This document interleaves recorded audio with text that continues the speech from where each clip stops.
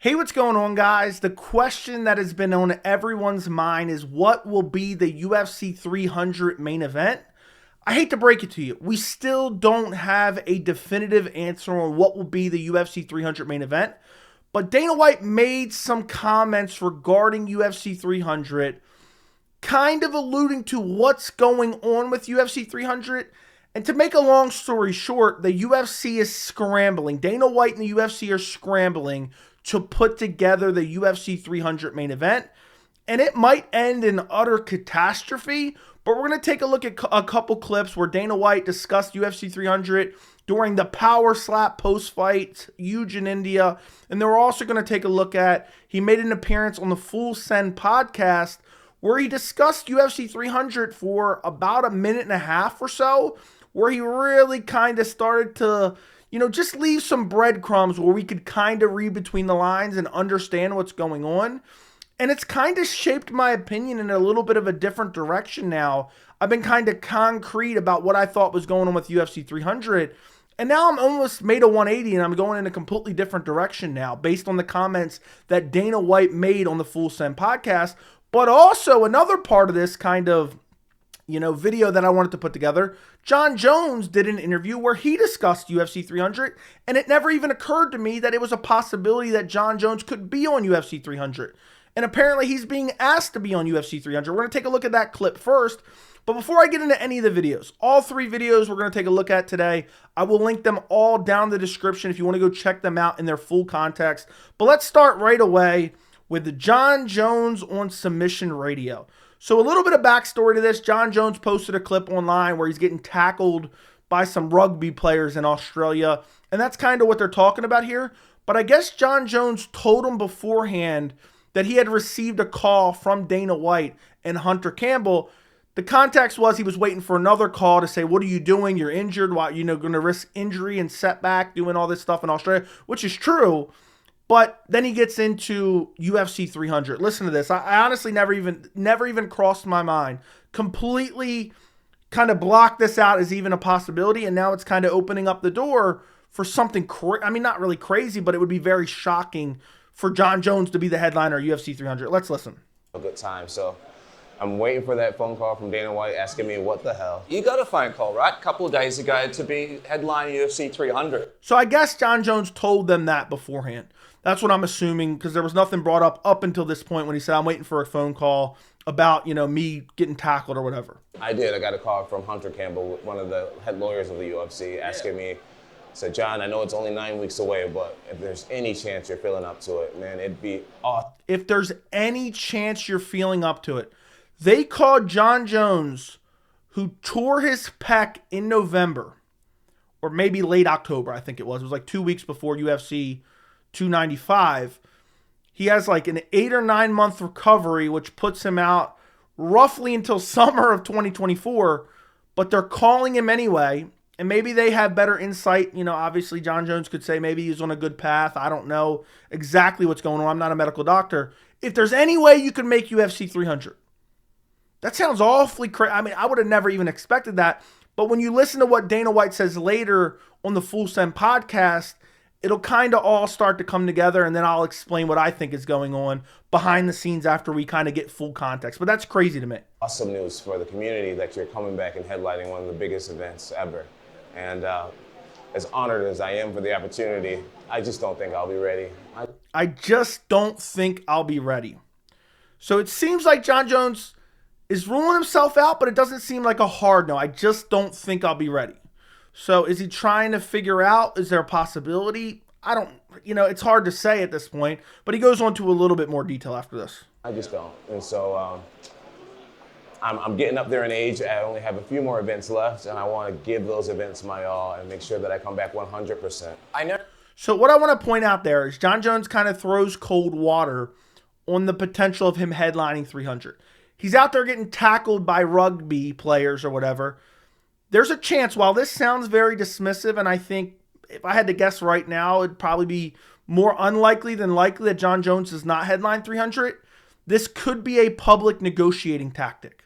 And we're going to let something Dana White says at Power Slap leads me to believe that's also a possibility, but we'll get into that a little bit later. One more thing I want to look at from this is Jon Jones discussing the possibility of fighting Tom Aspinall instead of Stipe Miocic. Listen to this. I'm just going to start it here, and we're just going to listen to, I think it's like 30 seconds or so. He kind of talks about the potential of Stipe Miocic or Tom Aspinall. I thought it was kind of important, so I figured I'd include it here. I know that you weren't able to do 300, which would have been sick, but like realistically, what's the The audio was terrible there. I don't know what happened with the audio. That wasn't me. timeline, the realistic timeline? And is it definitely Stipe when you come back? As of right now, I think it's definitely going to be Stipe. Stipe and I have both been in the sport for a long time. It's definitely Stipe. Ew. Nobody wants to see it, Jones. Aspinall. I think Stipe is getting the respect that he deserves. Stipe's not getting the respect that he deserves. He's been out for 3 years, got folded like a lawn chair the last time he fought. I mean, I didn't even have a channel last time Stipe fought. That's crazy. Me and Stipe have unfinished business, and I think that's the only fair thing to do. I'm excited. No, that makes absolutely no sense. Jon Jones just wants Stipe because he thinks it's the best for his legacy, and he thinks it's the easiest possible fight in terms of the two options that are on the table. For Tom in his future. But you never see that happening. I can't say that. I'm really going to base whether I continue to fight on how I compete against Stipe, how I heal up from this injury. So he kind of alludes to he may fight Tom Aspinall, but that's besides the point. We're getting into the weeds there. Let's move on to Dana White at the Power Slap press conference. Because Dana White, I believe this is the most recent of all the videos we're going to look at, because the Full Send podcast that we're going to take a look at in a second was recorded a couple days ago. This Power Slap press conference was on Friday evening, and he's asked about Jon Jones being tackled. I think I cut off the question a little bit where I'm going to start it here, but asked about him being tackled by rugby players, and then asked about the possibility of Jon Jones headlining 300, and he kind of plays coy. Listen to this. They were throwing him around? Yeah, he got thrown onto mat and all kinds of stuff. So I'm assuming you haven't talked to him about his health. I'm assuming he looks... Look at that shit-eating grin. Look at that shit-eating grin behind that Power Slap microphone. Look at that shit-eating grin. Don't say anything, Dana. I mean, if this isn't a guilty-looking face, I don't know what is. To be okay? Okay, that sounds good. I'm happy to hear that. I know nothing about this. I know nothing about this. I mean, that's crazy. I mean, if that, look, again, shit-eating grin, too. I mean, if that doesn't sound, I know nothing about this. I know nothing. That's like if you stole like $20 out of somebody's wallet as a kid. You're like 12 years old. Not that I would steal. I didn't steal as a kid, but you get my point. Someone's like, hey, did one of you kids steal $20 out of my wallet? I know nothing about this. I mean, he clearly knew that Jon Jones is, I guess, on the road to recovery, and he's got a shit-eating grin because he's trying to hide that he knew. So he's not going to be the headliner for UFC 300? Who knows who's going to be the UFC 300 headline? Who knows? He doesn't say no. If the option was completely no, he would just say no, it's not possible. It's not going to happen. But now we know. We didn't know when we saw this initially because the Jon Jones interview wasn't out yet. I don't think it was, at least. Now we know that they called Jon Jones specifically to ask him if he wanted to headline UFC 300. We've been working on it. It's been interesting, I can tell you that. Because obviously... It's been interesting, I can tell you that. So that goes to show you there's something going on behind the scenes. I'll give my theory at the end of the video. We want to deliver, I keep saying this. Figueiredo versus Cody Garbrandt is literally the first fight of the night. First fight of the night, which I already think that bout order is out of whack. I don't want to sit here and argue semantics. They're putting that as the first fight of the night so they can say two former champions opening up the card. I hate when bout orders are out of whack. There should be one of those. It should be Andrade versus Rodriguez should be the first fight of the night. But we're getting into semantics. So when you look at the card where it sits today, every single fight could be a main event on a fight night or a pay-per-view. That is true. Everyone's overhating UFC 300 without even having a main event yet. We're just waiting for that last. We got two more fights that we got to put together. We're working on it. Two more fights that they're putting together. They're working on it. And he clarifies a little bit later. Well, actually, he misspeaks here in a second. We're going to take a look at one more clip from this. He misspeaks about the two fights that he has coming up, basically. You're going to announce two more fights for UFC 300? Yes, sir. So main event and co-main event, or? Because we were under the impression for a little while. Now it seems that that's not going to happen. But for a while, we thought we didn't even have the co-main event yet. Because when they announced Holloway versus Gaethje, they didn't call it the co-main event. But Dana misspeaks here and basically says we only have the co-main event left to announce. Or another co-main event and another one. Perfect. Is there any date when you're going to announce or something? Well, listen, I'd announce it now if we had it. We've gone through a lot of crazy shit trying to put this fight together. So it's been interesting. So there you go. He says co-main event in one other fight. He misspoke. He meant main event in another fight, which is going to be some mid-tier fight, which he says on the Full Send podcast. But you see he's playing very coy with kind of what's going on with 300 and is it a possibility of Jon Jones? And he says, who knows? And he kind of has this look on his face. Now, he was pressed a little bit more on the Full Send podcast. We're going to take a look at it. He says some very interesting things at the Full Send podcast.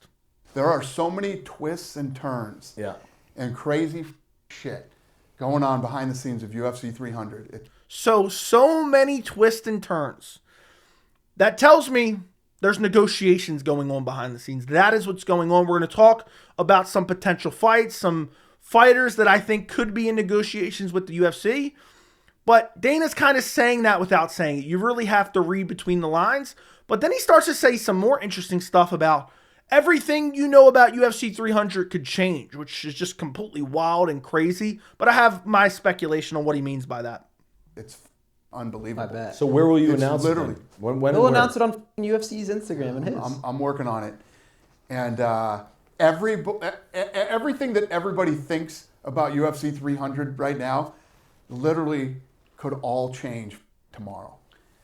So he's setting some big, expectations. Everything that everyone knows about UFC 300 could literally change tomorrow.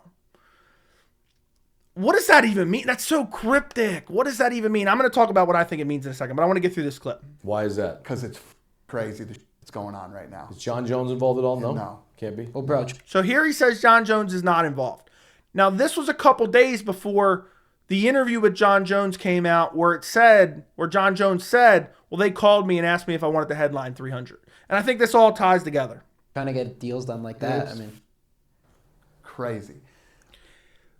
I think his name's Kyle. I'm pretty sure his name's Kyle. Kyle says you can't get deals done like that, or he says something along those lines because he's saying, look, you're asking kind of too detailed questions. Dana can't air it right now when he's working hard on these deals behind the scenes, but basically gives it away that Dana's clearly working on some type of deal.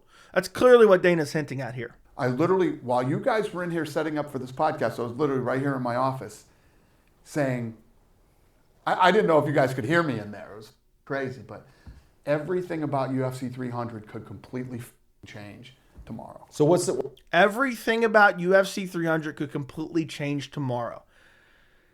There's a lot of potential options. When I first heard this, and I'm still digesting this myself, I mean, this is very cryptic, but I'm thinking there's been a lot of information coming out about Conor McGregor. Conor McGregor's not fighting until summer, maybe fall, maybe this year, maybe not this year, maybe Chandler, maybe not Chandler. I'm wondering, as I'm watching this right now, and I kind of consider this when I first, this is the second time I'm watching through now. I'm wondering if Conor McGregor is still in the running to potentially fight at UFC 300. I know that sounds crazy. I've been saying I don't think he will. But the way he's kind of got that shit-eating grin, and I think there's a couple different options on the table, I think Conor McGregor could be one of them. Why? The reasoning is obviously making a big event because it's 300, right? Yeah. Okay. And it's just that, well, who's already committed? Well, we have literally, so every fight that's on the card already could be a main event on either a fight night or a pay-per-view. Right. So we have one more slot to fill, mid-level. So there you go. He answers. He basically has like mid-level, probably a prelim. I'm assuming like a prelim. And then he says the main event here. And then we have the main event. And the main event has not been announced yet. No. Be honest. And the other fight. We have honest. two other Do fights. you know right that are, now what the main event's going to be? Be honest. So we asked him right there, point blank, do you know what the main event is right now as we sit? No. Do you? The answer is no.